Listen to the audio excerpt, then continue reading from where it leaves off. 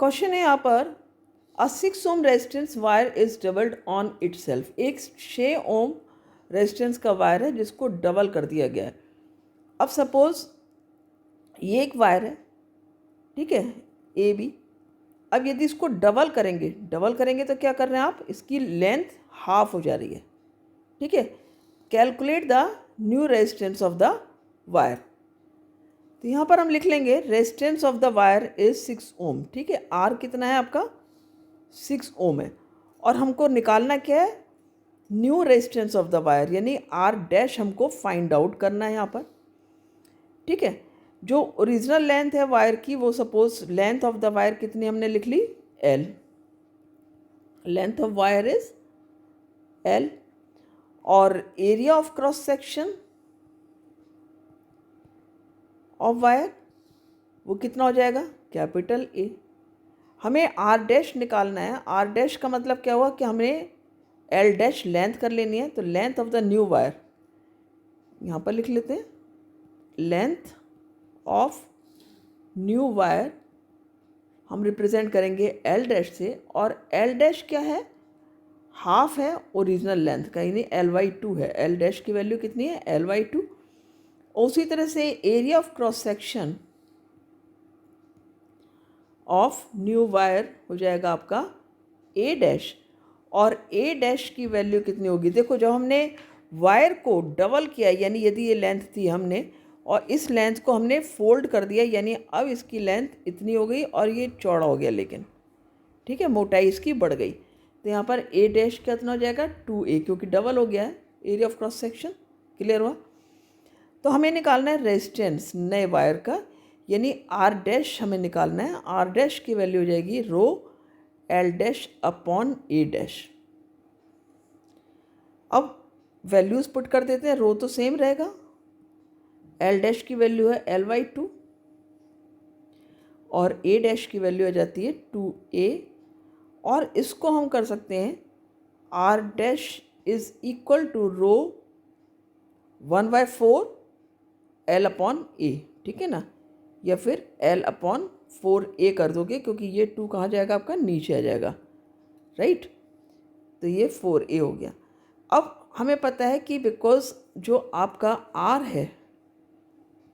है रो L/a, तो यहाँ पर हम क्या करेंगे, जो आर डैश है, आर डैश में रो L/a की जगह हमने आर लिख दिया, और ये क्या हो गया आपका, अपॉन 4 हो गया, ठीक है। यानी कि आर डैश क्या हो गया आपका, R/4, यानी कि 6/4 हो गया, क्योंकि जो ओरिजिनल रेजिस्टेंस है वो 6 ओम है और ये आपका 4 हो गया। 2 3 एंड 2 2 4, यानी आर डैश की वैल्यू आ जाती है आपकी 1.5 ओम।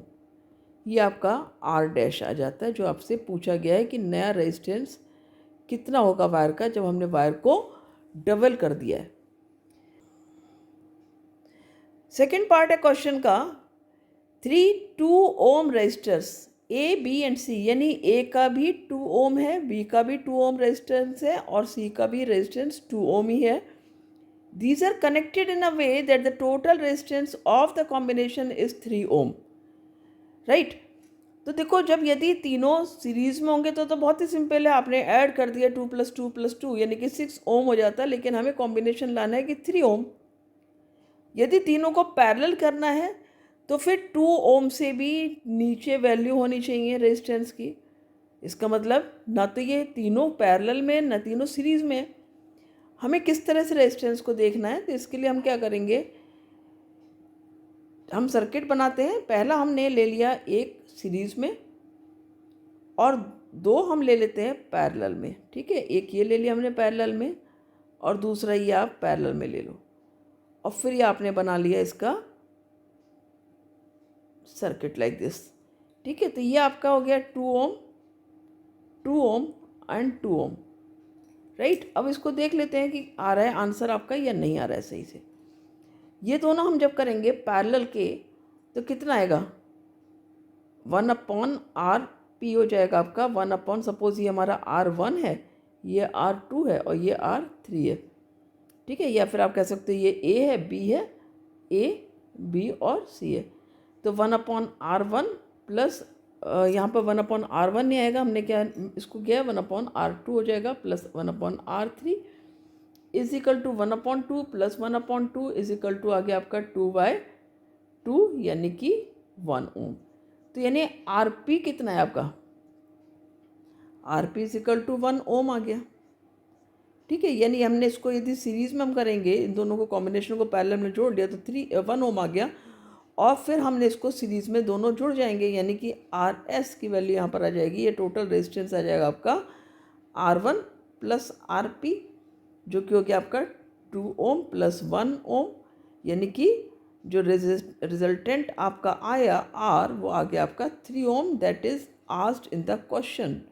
तो आपको इस तरह से फाइंड आउट करना होता है। आप थोड़ा हिट एंड ट्रायल मेथड थोड़ा सा इस तरह से करोगे लॉजिक लगा करके कि यदि 3 ओम है जैसे सपोज़, तो हमारा 6 से छोटा है, लेकिन इतना छोटा भी नहीं कि 2 ओम से छोटा है, तो तीनों पैरेलल में हो सकते, तीनों सीरीज़ में हो सकते।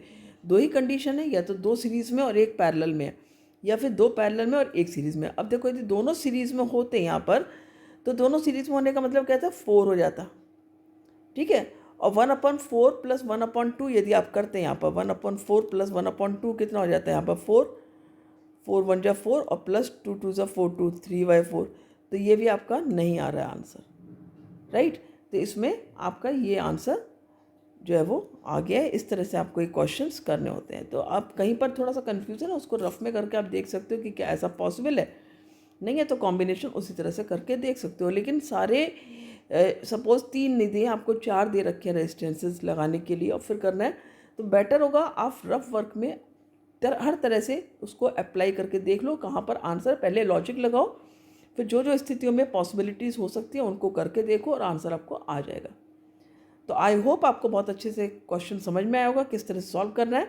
मिलते हैं नेक्स्ट वीडियो में। Have a great day, thank you.